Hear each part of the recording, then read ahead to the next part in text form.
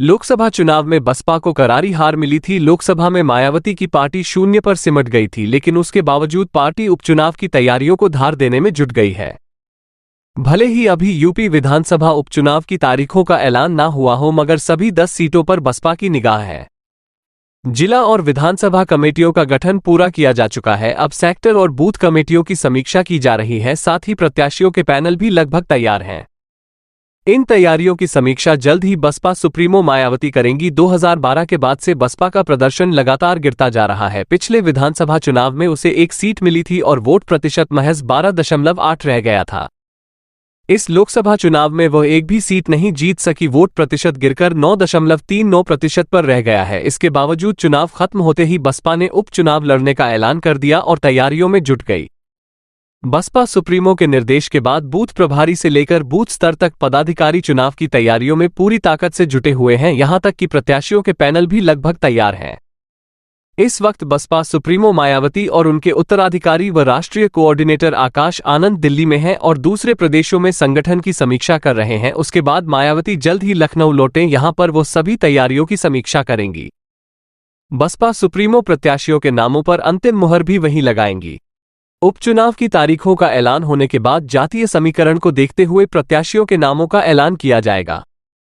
जानकारी के मुताबिक मायावती के साथ आकाश आनंद भी इन समीक्षा बैठकों में शामिल होंगे। लोकसभा चुनाव 2024 के साथ हुए विधानसभा उपचुनाव में यूपी की 4 सीटों पर पार्टी ने अपने प्रत्याशी उतारे थे और इसी तरह कुछ सालों में एक आधी सीटों पर हुए बाई इलेक्शन की बात छोड़ दी जाए तो बसपा पहली बार पूरे दमखम के साथ उपचुनाव लड़ने जा रही है। यानी अपने 40 साल के इतिहास में पहली बार बसपा फुल फ्लेज उपचुनाव में अपने प्रत्याशी उतारेगी।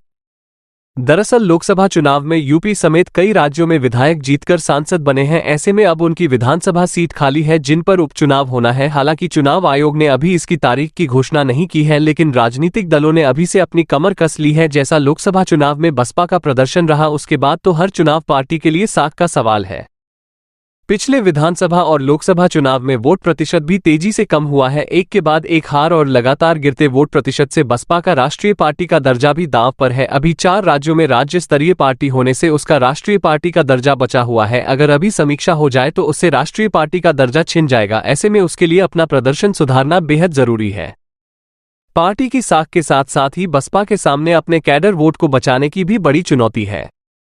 पहले बीजेपी ने दलित वोटों में सेंध लगाई, फिर इंडिया ने भी नहीं छोड़ा। हाल ही में हुए लोकसभा चुनाव में आजाद समाज पार्टी के संस्थापक चंद्रशेखर भी जीत चुके हैं, जबकि बसपा एक भी सीट नहीं जीती है। ऐसे में बसपा के परंपरागत दलित वोटर्स पर सभी की निगाह टिकी हुई है। यही वजह है कि पार्टी को लगता है कि उपचुनाव नहीं लड़ा तो बचा हुआ दलित वोट बैंक भी चला जाएगा, जिसको लेकर मायावती पूरी जोरशोर के साथ तैयारी कर रही हैं। आप ये चैनल सब्सक्राइब करें और बेल आइकन को दबाना ना भूलें।